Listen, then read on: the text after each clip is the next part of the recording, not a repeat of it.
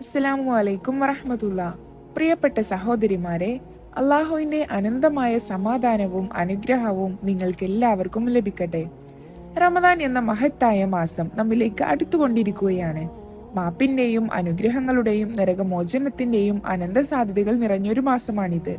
പക്ഷേ റമദാനിലേക്ക് വേണ്ട തയ്യാറെടുപ്പുകളില്ലാതെ കടന്നാൽ നമ്മൾക്ക് ലഭിക്കേണ്ടിരുന്ന അനേകം അനുഗ്രഹങ്ങൾ നഷ്ടപ്പെടാൻ സാധ്യതയുണ്ട്.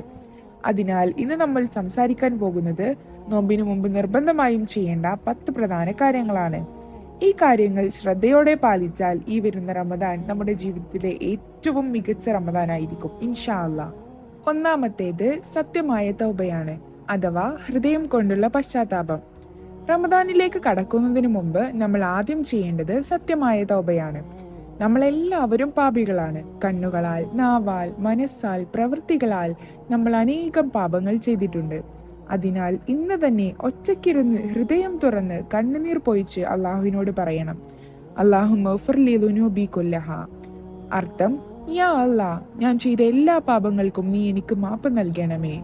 രണ്ടാമത്തേത് ബന്ധങ്ങൾ ശരിയാക്കുകയും മാപ്പ് ചോദിക്കുകയും ചെയ്യുക. റമദാൻ ഹൃദയങ്ങളെ ശുദ്ധമാക്കുന്ന മാസമാണ്.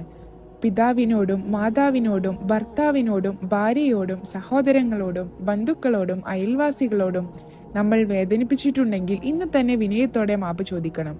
കാരണം ഹൃദയത്തിൽ ദേഷ്യവും വെറുപ്പും ഉണ്ടെങ്കിൽ നമ്മുടെ ദുആകൾ അള്ളാഹുവിലേക്ക് ഉയരാതെ പോകും.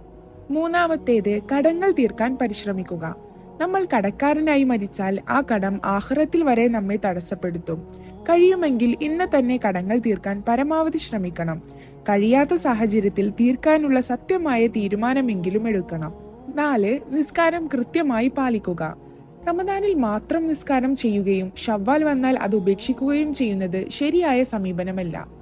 ഇന്നു മുതൽ തന്നെ 5 നേര നിസ്കാരം കൃത്യസമയത്ത് ശ്രദ്ധയോടെ നിർവഹിക്കാൻ നിശ്ചയദാർഢ്യം എടുക്കണം. നിസ്കാരം ശരിയായാൽ നമ്മുടെ ജീവിതവും ശരിയായ വഴിയിലേക്ക് തിരിയാൻ തുടങ്ങും. അഞ്ചാമത്തേത് ഖുർആനുമായി ശക്തമായ ബന്ധം സ്ഥാപിക്കുക എന്നതാണ്. റമദാൻ ഖുർആൻ ഇറങ്ങിയ മഹത്തായ മാസമാണ്. അതിനാൽ ഇന്നു മുതൽ തന്നെ ദിവസേന കുറഞ്ഞത് ഒരു പേജെങ്കിലും ഖുർആൻ ഓതാൻ ശീലമാക്കണം. ഇങ്ങനെ തുടർന്നാൽ ഇൻഷാ അല്ലാഹ് ഈ റമദാനിൽ ഖുർആൻ മുഴുവൻ പൂർത്തിയാക്കാൻ നമ്മൾക്ക് സാധിക്കും. 6. നാവിനെ നിയന്ത്രിക്കുക. കള്ളം പറയൽ, പരദൂഷണം, ചീത്ത വാക്കുകൾ, അനാവശ്യ സംസാരങ്ങൾ ഇവയെല്ലാം നോമ്പിന്റെ പ്രതിഫലം കുറയ്ക്കുന്ന കാര്യങ്ങളാണ്. അതിനാൽ നമ്മുടെ നാവിനെ നിയന്ത്രിക്കാൻ സത്യമായ ശ്രമം നടത്തണം. സുബ്ഹാനല്ലാഹി വബിഹംദിഹി എന്ന് ദിവസേന ചൊല്ലുക. 7. വീടുകളിൽ ആത്മശുദ്ധി നടത്തുക എന്നതാണ്. അശ്ലീല സിനിമകളും തെറ്റായ സോഷ്യൽ മീഡിയ കണ്ടന്റുകളും ഹറാം കാര്യങ്ങളും ഉള്ള വീടുകളിൽ മലക്കുകൾ പ്രവേശിക്കുകയില്ല.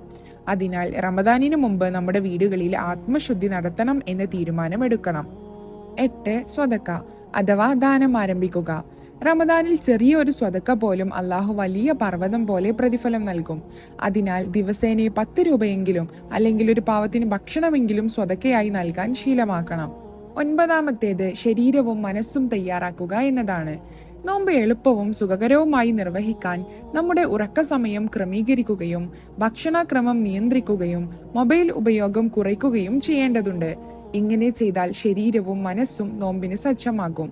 10. അല്ലാഹുമ്മ ബല്ലിഗ്നാ റമളാൻ വ അഇന്നാ ഫീഹി അലാ സിയാമി വൽ ഖിയാമി വ തിലാവത്തിൽ ഖുർആൻ എന്ന ശക്തമായ ദുആ ദിവസേന ചൊല്ലുക.